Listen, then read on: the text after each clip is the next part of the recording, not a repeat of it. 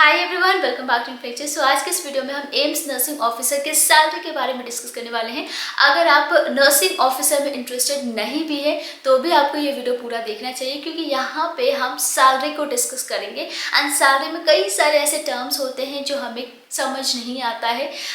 जब government vacancies आती है, इवन प्राइवेट वैकेंसीज भी आते हैं, तो वहाँ पे प्रॉपर आपका पे बैंड, बेसिक पे या फिर ग्रेड पे मेंशन रहता है, जिससे ये क्लियर नहीं होता है कि आपको इनहांस सैलरी कितना मिलेगा या फिर आपको कितना अलाउंसेस या पर्क्स बेनिफिट्स मिलने वाला है उस पर्टिकुलर ग्रेड पे या फिर पे बैंड से। सो यहाँ पे हम वो सारे टर्म्स डिस्कस करेंगे, प्लस नर्सिंग ऑफिसर की सैलरी को डिस्कस करेंगे। तो यहाँ पे जितने भी अलाउंसेस मिलेंगे आपको, वो कौन कौन से अलाउंसेस होंगे, प्लस मतलब कितना परसेंटेज आपको पर्टिकुलर अलाउंस के लिए दिया जाएगा, क्या क्या डिडक्शंस होंगे, एंड फाइनली इन हैंड मतलब आपको आपके बैंक अकाउंट में कितनी सैलरी प्रोवाइड की जाएगी।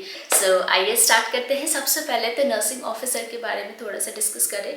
तो जो भी बीएससी नर्सिंग कर रहे हैं या जिन्होंने बीएससी नर्सिंग कंप्लीट कर लिया है, वो बेसिकली नर्सिंग ऑफिसर के लिए अप्लाई कर सकते हैं। एम्स से अगर आप नर्सिंग ऑफिसर बनना चाहते हैं या उसके लिए अप्लाई करना चाहते हैं तो आपको नॉर्सेट देना होता है बीएससी नर्सिंग कंप्लीट करने के बाद। तो नॉर्सेट अगर आप क्वालिफाई कर लेते हो तो एम्स में आप नर्सिंग ऑफिसर बन पाते हो, राइट। सो अगर आप नॉर्सेट के बारे में ज़्यादा जानना चाहते हो तो उसके लिए मैं एक वीडियो है जिसका लिंक मैं डिस्क्रिप्शन बॉक्स में ड्रॉप कर दूंगी, या फिर आपको आई बटन में भी मिल जाएगा, कैसे आप नॉर्सेट की प्रिपरेशन कर सकते हैं, कौन कौन से बुक्स इंपॉर्टेंट है या प्रिपरेशन के लिए ज़रूरी है। जो भी आपको सैलरी देती है वो 7 पे कमीशन के अकॉर्डिंग ही देती है। तो 7 पे कमीशन का जो पे मैट्रिक्स है उसको यहाँ पे हम थोड़ा सा समझेंगे, जिससे और क्लैरिटी मिलेगी हमें सैलरी को समझने में। सो नर्सिंग ऑफिसर को भी 7 पे कमीशन के अकॉर्डिंग ही पे किया जाता है। इसे 4600 ग्रेड पे एंड लेवल 7 की ये पोस्ट है। सो इससे क्या आपको क्लियर हो रहा है कि इसमें आपको कितनी सैलरी मिलेगी? ओके, तो यहाँ पे बैंड इसकी 9300 टू 34800 है, ग्रेड पे है 4600, लेवल 7 है, बेसिक पे है 44,900 टू 1,42,400। सो अगर हमें 7 पे कमीशन के अकॉर्डिंग सैलरी मिल रही है तो इसका पे मैट्रिक्स क्या है उसको थोड़ा सा समझेंगे। उसके बाद हम अलाउंसेस की बात करेंगे एंड देन डिडक्शन, उसके बाद फाइनली आपको इनहैंस सैलरी कितनी मिलती है। सो इसके लिए हम पे मैट्रिक्स यहाँ पे देखेंगे। इसमें सबसे बेसिक क्राइटेरिया होता है पे बैंड। अब पे बैंड जो है वो 8 तरीके के होते हैं, स्टार्टिंग फ्रॉम 5200 टू 20,200, जो कि बेसिक और सबसे लोअर लेवल का पे बैंड है। एंड इसी तरीके से चलते चलते 90,000 तक जाता है, और ये 8 तरीके की पे बैंड है। तो 90,000 आपका लास्ट है और ये हायर लेवल का पे बैंड है, ठीक है। अब हमने सबसे पहले पे बैंड की बात की, जो कि बेसिक क्राइटेरिया है। पे बैंड जो है वो ग्रेड पे में डिवाइडेड होते हैं, और एक पे बैंड में टोटल या तो 5 ग्रेड पे हो सकता है, 4 या 3 भी ग्रेड पे हो सकता है, ठीक है। तो एक पर्टिकुलर पे बैंड में 5, 4 या 3 ग्रेड पे हो सकते हैं। सो सबसे पहले आता है पे बैंड, जो कि 8 तरीके के होते हैं, और पे बैंड ग्रेड पे में डिवाइडेड है, यानी कि सेकेंड नंबर पे आपका ग्रेड पे आता है, और उसके बाद आता है लेवल। अब लेवल क्या है? लेवल भी आपका ग्रेड पे ही है, ग्रेड पे के इक्वल ही है। लेवल 1, लेवल 2 इस तरीके का होता है। तो टोटल 18 लेवल्स है, और उसके बाद आपका आता है बेसिक पे। तो बेसिक पे बहुत क्लियर कर देता है कि आपकी सैलरी कितनी होगी। अदरवाइज किसी भी जॉब वैकेंसीज का अगर आप पीडीएफ देखोगे, वहाँ पे सैलरी मेंशन है, तो वहाँ पे बेसिक पे, पे बैंड या फिर ग्रेड पे मेंशन रहता है। लेवल भी कभी कभी मेंशन होता है, तो लेवल से भी डायरेक्टली आप फाइंड आउट कर सकते हैं या समझ पाओगे। पे मैट्रिक्स आपको चेक करना पड़ता है उसके लिए। अब यहाँ पे नर्सिंग ऑफिसर जो है वो लेवल 7 की पोस्ट है, तो उसके लिए आपकी जो बेसिक पे है वो है 44,900। तो ये 44,900 आपकी स्टार्टिंग और बेसिक पे है। इसके बाद हर साल आपके सैलरी में इंक्रीमेंट होता है 3% का।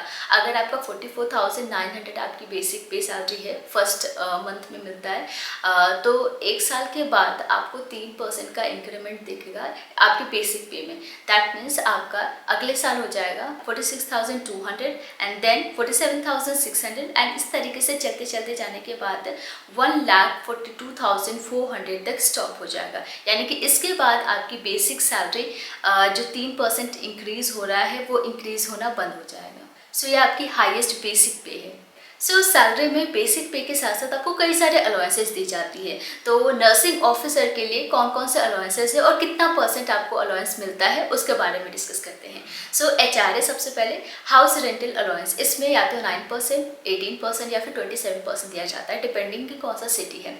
XYZ कैटेगरी में सिटीज़ डिवाइडेड है। तो X आपका मेट्रो सिटीज़ आ जाता है, जैसे मुंबई, दिल्ली, ठीक है। उसके बाद Y city, then Z city, depending की पॉपुलेशन क्या है, पॉपुलेशन के अकॉर्डिंग ये डिवाइडेड है, ठीक है। सो एम्स दिल्ली में आपको नर्सिंग ऑफिसर बनने का मौका मिल रहा है, तो यहाँ पे कितना परसेंट आपको अलाउंस मिलता है, 27%, राइट।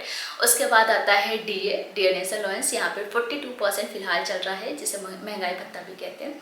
तो DNS अलाउंस आपका 42% है। उसके बाद TA मिलता है, ट्रांसपोर्ट अलाउंस।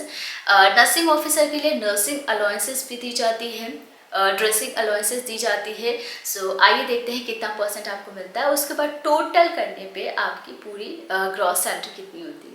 सो HRA जो कि 27% एम्स दिल्ली के लिए मिलता है, तो 12,123 आपकी HRA हो गया। TA बेसिकली यहाँ पे DA ऑन TA मेंशन है, तो 5,112 रुपीज़ है। DA आपका 42% है, दैट मीन्स 18,858 रुपीज़ है। नर्सिंग अलाउंस यहाँ पे 7,200 दिया जाता है पर मंथ है, ये सारे amounts. And dress allowance 1,800 per month है। सो इन सभी को अगर आप काउंट करोगे तो 89,943 आपकी टोटल सैलरी रहती है। तो ये तो हमने बात की अलाउंसेस की। अब बात करते हैं डिडक्शंस क्या क्या होते हैं, जैसे कि आपका पेंशन, टैक्स, इन सब में कुछ कटता है। तो सबसे पहला है NPS, नेशनल पेंशन स्कीम। इसमें 10% आपका जो बेसिक पे है उसका 10% डिडक्ट होता है। सेंट्रल गवर्नमेंट हेल्थ स्कीम जो है, इसके अंडर आपका जो फ्री ट्रीटमेंट होगा उसके लिए एवरी मंथ 650 रुपीज़ डिडक्ट होगा।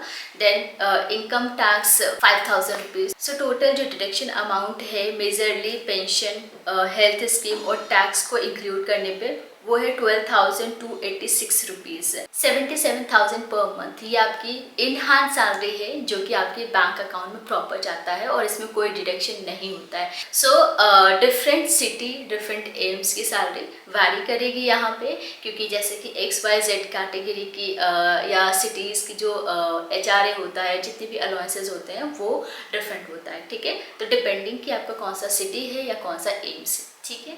और कोई डाउट है आपको इस सैलरी स्ट्रक्चर में, तो वो आप हमें कमेंट कर सकते हैं और हमें मोटिवेट करने के लिए आप वीडियो को लाइक कर सकते हैं और उसे शेयर कर सकते हैं।